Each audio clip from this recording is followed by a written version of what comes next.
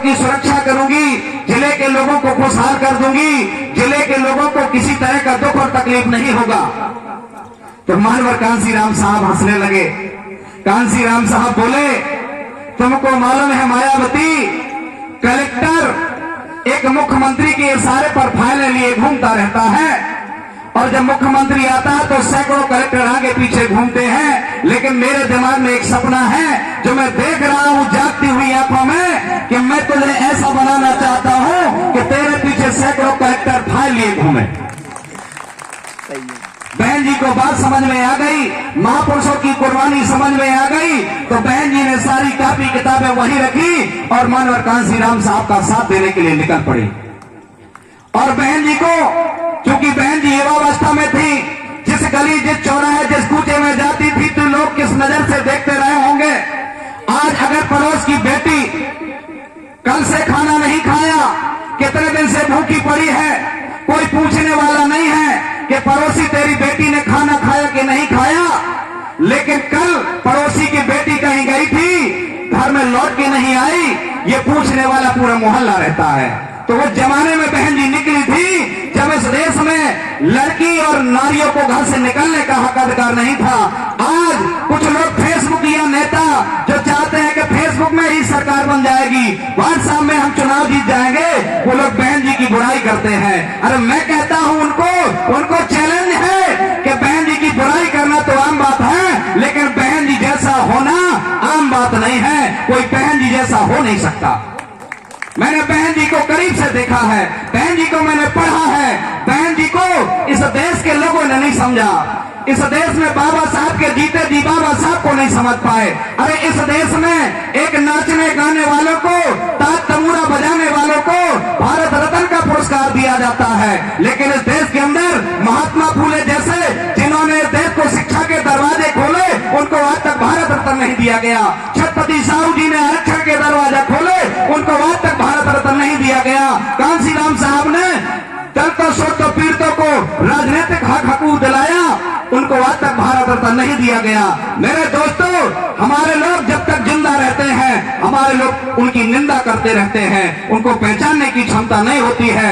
मैं आपके बीच में कहना चाहता हूं कि जीते जी बहन जी की ताकत को जान जाइए, जीते जी बहन जी की ताकत को जान जाइए। आज कुकुर मुक्तों की तरह जगह जगह संगठन पैदा किए जा रहे हैं, केवल किसी और के लिए नहीं, बहन जी की ताकत को कम करने के लिए, बहुजन समाज पार्टी की ताकत को कमजोर करने के लिए जगह जगह संगठन बनाए जा रहे हैं। सोचिए साथियों, अगर हम एक संगठन में रह करके अकेले नहीं जीत पाते, अगर हमारे इसी विधानसभा क्षेत्र से 10 संगठन के लोग, हमारी बिरादरी के लोग चुनाव लड़ेंगे तो क्या हम जीत जाएंगे? अगर एक आदमी नहीं जीत पाता तो हम 10 लोग जीत जाएंगे क्या? नहीं जीतेंगे। हमारे कुछ लोग गुमराह होते रहते हैं। मैं उन साथियों से कहता हूं, एक बार, केवल एक बार बहुजन समाज पार्टी का हाथी अपनी विधानसभा से चुनाव जिता करके देख लो, सारे संगठनों को, अलग अलग संगठनों को संगठन बनाने की जरूरत नहीं पड़ेगी। बहुजन समाज पार्टी वो काम कर देगी। साथियों, चुनाव आते हैं जाते हैं, लेकिन हम काम कुछ ऐसा कर जाएं कि हमारे न रहने के बाद भी लोग याद करें। जैसे आज बहन जी हैं, हम उनको याद कर रहे हैं, उनका जन्मदिन इधर मना रहे हैं। हमारे उपाध्यक्ष जी ने बताया, आज वास्तव में पूरे देश के अंदर 450 जिले हैं। 450 जिलों में जिला स्तर पर, उत्तर प्रदेश में विधानसभा स्तर पर बहन जी के नाम के मेले लगे हुए हैं, बहन जी के नाम के मेले लगे हुए हैं, लेकिन हम नहीं जान पा रहे।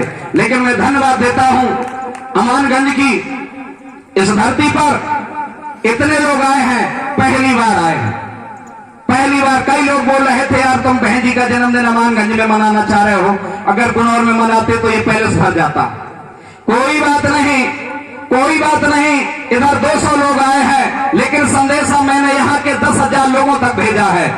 10,000 लोगों तक मैंने संदेशा भेजा है, और किसी और के हाथे नहीं। मैं माननीय उपाध्यक्ष जी को अवगत कराना चाह रहा हूं, जिस दिन से अध्यक्ष जी ने पंपलेट छपाए, उस दिन से मैं लगातार प्रतिदिन पूरे विधानसभा के क्षेत्र में घूमने का काम किया हूं। चाहे कोई भी गांव हो, हर गांव में गया हूं, और गांव में चौपाल लगा लगा करके बहन जी, बाबा साहब कांसीराम, सब महापुरुषों का कार्य बताने का काम कर रहा हूं। साथियों, आपका ये बेटा, आपका ये भाई, जिला पंचायत का चुनाव जब हमारी पत्नी लड़ी, चुनाव जीत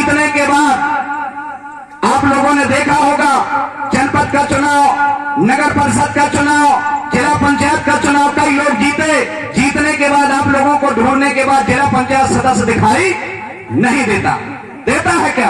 आप लोगों ने मेरे पहले भी जिला पंचायत सदस्य बनाए होंगे, लेकिन कभी नीले झंडे के नीचे दिखाई दिया है? कोई एक आध नाम बता दो तो मैं राजनीति छोड़ दूंगा। आया है समाज के बीच में? नहीं आया। मुझे मालूम है नहीं आया। क्यों नहीं आया? इसलिए नहीं आया कि वोट तो आप लोगों का लोग ले लेते हैं, लेकिन वोट लेने के बाद वो उनके जाके तल में चाहते हैं जो कभी उनको पसंद नहीं करते।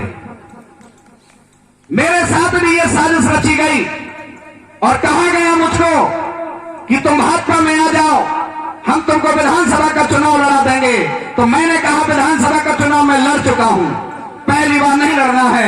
देवी दी नासू 2013 में लड़ चुका है, जब मेरी उम्र भी उस लायक नहीं थी, मुझे लोग नहीं जानते थे, तब मैंने विधानसभा का चुनाव लड़ा है। मुझे तुम्हारे पट्टे की जरूरत नहीं है। मुझे मेरे कांसी राम साहब ने अपना घर बना दिया। कांसी राम साहब ने जब अपना घर बना दिया है तो मुझे किराए के घर में रहने की जरूरत नहीं है। हमें बीजेपी और कांग्रेस से टिकट लेने की जरूरत नहीं है। और जब हम वहां नहीं गए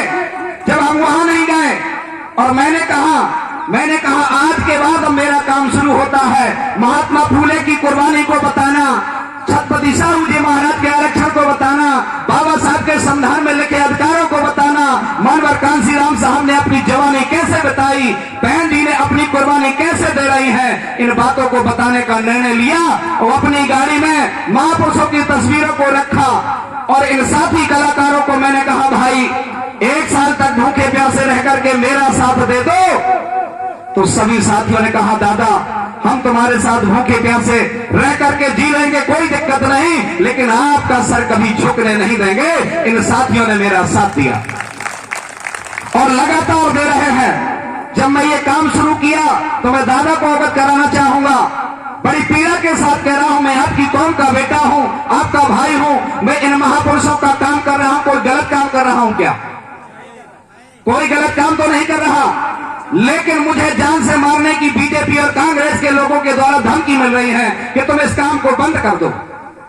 तो मैंने कह दिया है उनसे कह दिया है, खुले मंच के माध्यम से कहता हूं कि अगर देवी दी नासू का ये काम गलत काम है, महापुरुषों की कुर्बानी गांव गांव में जाकर के बताना गलत काम है, तो ये देवी दी नासू मर करके 100 बार जन्म लेगा, इन महापुरुषों के काम को बंद नहीं करेगा। तो साथियों अब बाजी आपके हाथ में आती है, अब बाजी आपके हाथ में आती है कि इन महापुरुषों के काम को जारी रखना हमारी आपकी जिम्मेवारी बन जाती है, जिम्मेवारी बन जाती है। इधर आज आप 200 लोग हैं और 275 पोलिंग है, हमारे दादा बता रहे थे।